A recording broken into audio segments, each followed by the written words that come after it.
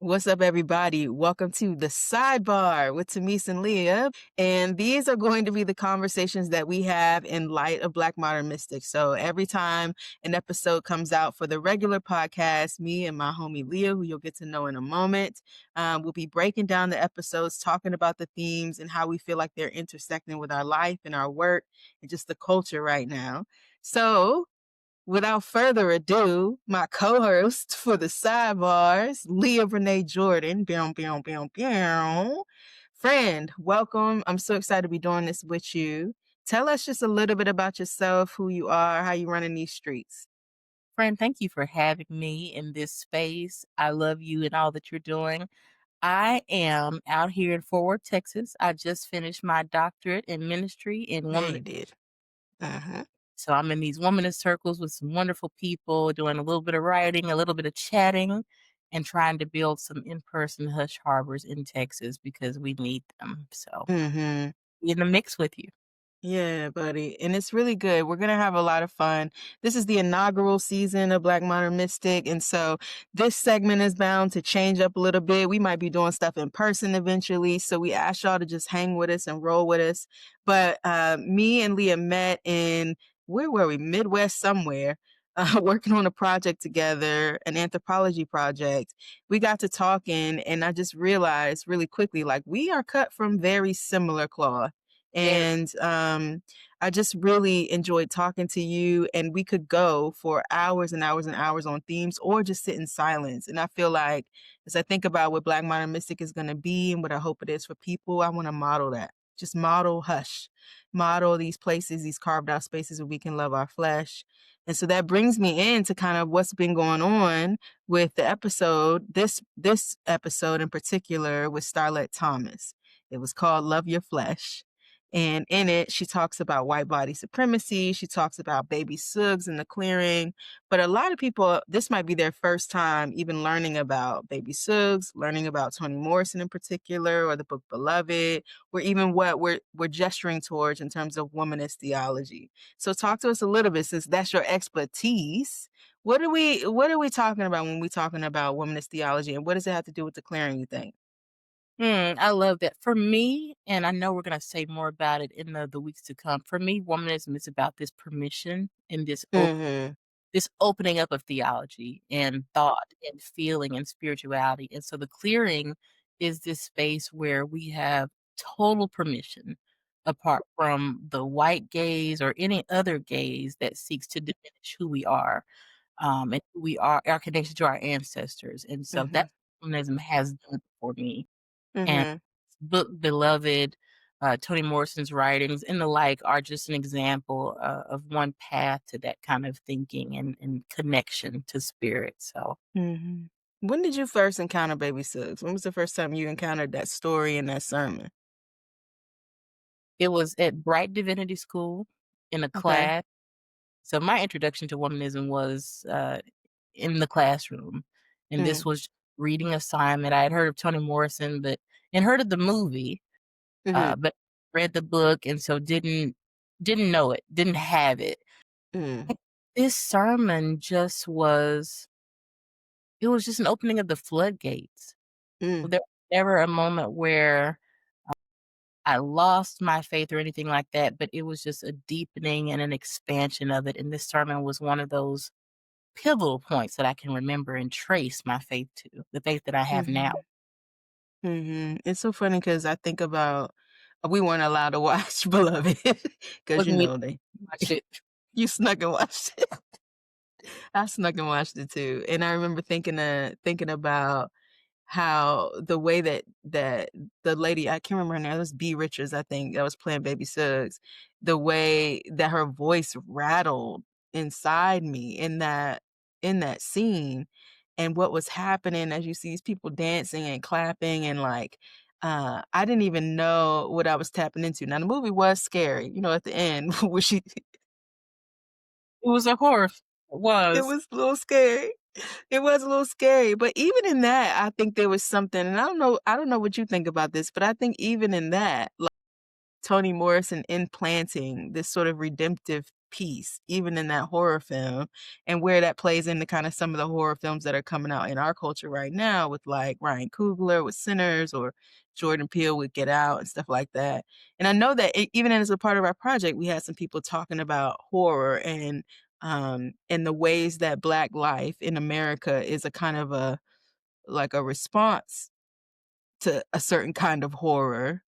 But then you have this womanist refusal, um, permission to, like, refuse yonder and, like and say that I actually will love what yonder hates in yonder's face. Yes. Yes. Talk to me, friend. Talk to me, friend.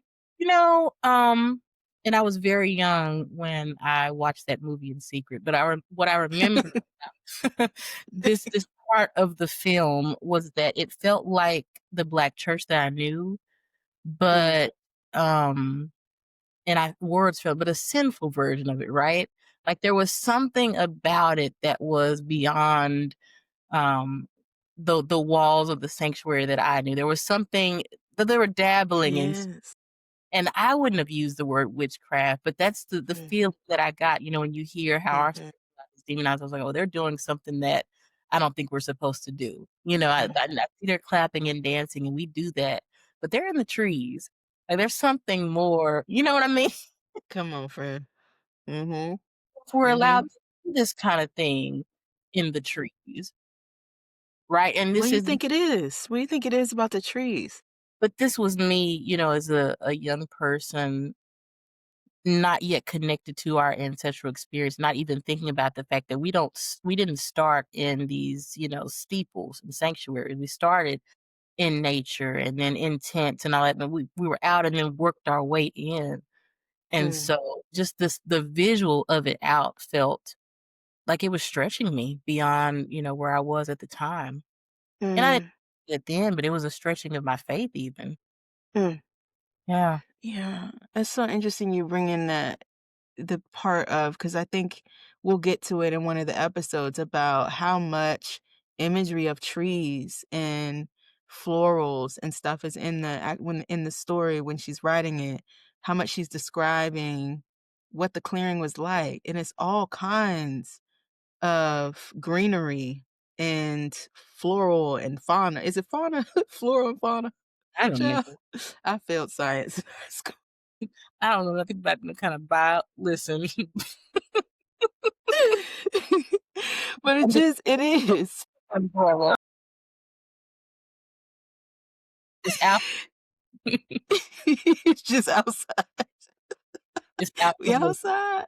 It's outdoorsy. Outdoorsy, smelling like the outdoors. I wonder what she was gesturing towards, though. I do. Like, I wonder what she was Well, I I don't can know. say how what it made me feel. I wish I could have asked her in person, but trees don't lie. Leaves don't lie. Wind doesn't lie. None of that stuff outside, um, has this kind of narrative that's been distorted. It is just it's very pure, and it's very true, and it's directly connected to the things that made us, the people that brought us forth. And so when you're in a building, you can be distracted by whoever's portrait is up or whatever crop, anything, all of that stuff that is manufactured, but there's nothing outside that we made. And so Mm, it's back to a place, a very sacred memory. mm. That's making me think. I got deep thoughts. It's like it's coming down. There's nothing that we've made, Mhm. and what that has to do with permission to love your hands and your neck and your body, Yeah. and how this is the only space they could think of to do that. Sure, because everywhere else is so controlled. You're Mm, under these rules, you're under these um, standards, and I think about today, you're under even standards of beauty, right? All this kind of stuff mhm, that once you come inside, those things have dominion. mhm, God and in God's world, no, that stuff's not real. mm. It's all made up. It's not real. Made of the earth that we're surrounded by when we get into nature, so why wouldn't you love it? Mhm. It's so funny, I've been thinking about you know, I've been thinking a lot about trees. I met a tree when I Mhm, went to the West Coast, and, I had a real adversarial relationship. Wasn't necessarily adversarial, it was more passive, but it's just like, I don't F with nature, nature don't F with me, and that's just what it is. There was just, like, no, um, attention being paid, and then I started to get back in touch with my body, mhm. and that put me back in touch with trees. And, like, I had this whole experience where I went to the West Coast and I saw this tree, and I mean, I've never experienced anything like that. That tree was phenomenal, and Imma take you to see it in Denver. But, Yeah. like, it was the most, majestic thing I had ever seen before, and I really it was the first time I, like, put my hands and my head and my forehead onto a tree and, like, wanted to be reconciled to Earth, and I just realized that there was, like, a huge part of my practice now that was going to have to involve this process of, like, touching trees, um, and it's something very and since then, I've just become kind of obsessed with them, like, and learning about the ways that they think and the ways that the root systems communicate, and about marronage, which is this whole idea of Black people who lived in trees, like, literally carved out trees and made homes in them.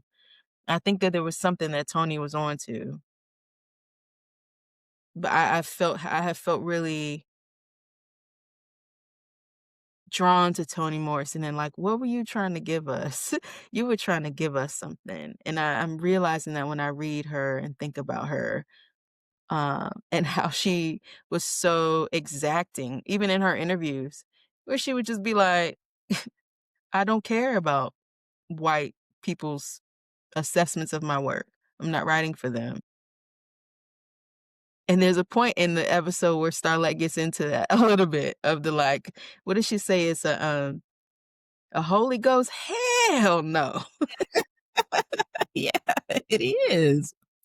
Because I think when you go outside and have those kind of communal worship experiences, they're a reminder, they're a perspective shift, and they kind of you out of, the way that you've been thinking. They just bring such an immediate clarity, I think. I really do. What were the things that stood out to you about the episode? Oh gosh, I wrote notes. Let me pull them because Imma be in a note document. One of the things that I loved, and there were a few, was that and she didn't say this explicitly, but to me, that love in the flesh is not a metaphor. Mm, It's not just a metaphor. We really because just like you were saying a minute ago, I think our disconnection from our bodies and our disconnection from nature are absolutely connected, mm, right? I think the less we know our human flesh and how it's made, and the less we care for it, the less we're able to hear the messages that nature is trying to give us, the less we're able to hear the voices of our ancestors in nature because it's all earth. Another part that I really liked, and the word queerness wasn't used, but the sort of gender bender in the clearing. mm, The women stopped crying and danced, and the men sat down and cried, and how holy that was. mhm. I don't know that we've talked about that enough. Come on to talk to me about the gender bender in the clearing, friend. I don't know that we've talked about that because we say we celebrate it in church, like it's okay for anyone to shout, but then when it goes outside of what we feel is a controlled environment, like in our regular life, it's not as permissible, is it? Mm. Talk, friend. So I loved that, you know, Toni Morrison would think to just write just those few lines, you know, and situate them in this holy place, Mhm, and them not be condemned, they be celebrated, and they be natural. mhm, It mhm. wasn't everything that, was instructed or prompted. It just is what happens when you're connected to spirit. You are all of the things. I loved it. Yeah. What I like about you is how you just have ability. I can't even name really your depth in the ways that you're able to see so many intricate things, which is why I wanted to do this. Because I think one thing that you're able to do is sort of pastor you have a pastoral way of dealing with rupture that I think is gonna be so necessary as we do some of the work of, like, poking at some of the stuff, because you're right, like, I think one of the reasons that I wanted to do the clearing as the first episode is because of that. It's because it's representing a space of sacred refusal and permission to say no to what you've been told is very dangerous to say no to. Mm, Um, and it represents a thing that is within even the foundations of the Black church, mm, of this impetus to say, I have to be free. mhm, I must be free."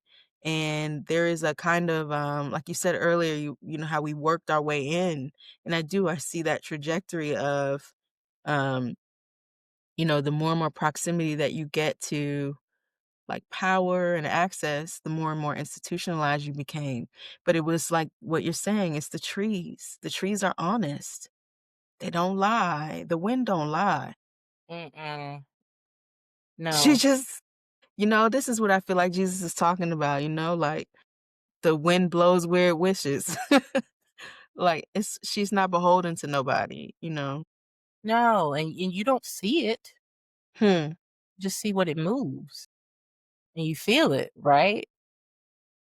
I love that. It's just such a good metaphor for spirit and how it Hmm. works. And Hmm. thank you for your compliment, but also thank you for mentioning pastoral care because that is such a huge part of the clearing. Mhm. That is such a huge um, everything in that sermon was care. Mhm. It was care, and it was an encouragement, for us, the listeners, to love. Mhm. It wasn't a message of doctrine and what we Mhm. believe. It was just how we need to care for ourselves and each other and receive and experience. I think, man, pastoral care is gonna be so essential, Mhm. sure, in liberation and all of that. And hope that that continues to remain on our lips. I really do. Mhm. So thank Yeah, Ashe. Thinking about, the coming episodes, thinking about sort of the heart behind, this work, and as our conversations continue to kinda center some of the topics and the themes, that's the goal. I think that could be the goal for our conversations, breaking them down, doing some key, you. talking about how we're impacted, like, by the subject matter. I think, one of the things that I is admittedly so about this was that this is literally the breadcrumbs of how I got free Yeah. from an anti-Black imagination that kept me small and afraid and safe in ways that, ultimately were not safe. And I feel like this is really an offering of not only the process, but, like, the people who I either am learning from currently, have learned from in the past, um, or am getting ready to learn from and want you to learn along with me, Yes. because I think it's possible to have a robust and reasonable faith that is fun and accessible, but also a little bit wild, like, and I think that's what I'm trying to curate here on the show with these little sidebars and conversations. And, yeah, any other thoughts that you have about episode 1 or your heart for the show? Oh, I do actually. There was something, that Starlet said about the singing. the part about it being coded and it being hush, um, this idea that we can sing ourselves into the presence of a cloud of witnesses. I like that.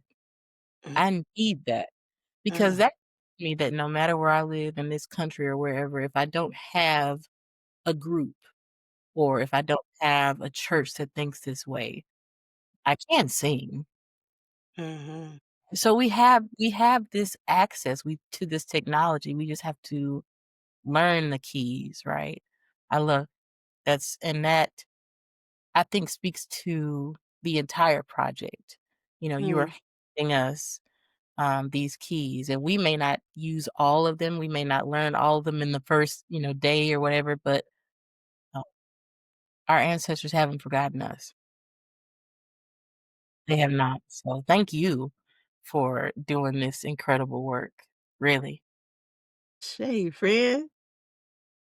Well, everybody, this is the first episode of Sidebars, which is a commentary on the first episode of the Black Modern Mystic podcast. It's me, Tamice Spencer Helms, and the homie, Leah Brene Jordan, and we'll be back with Sidebars after episode 2. Thank y'all for watching. Thank you.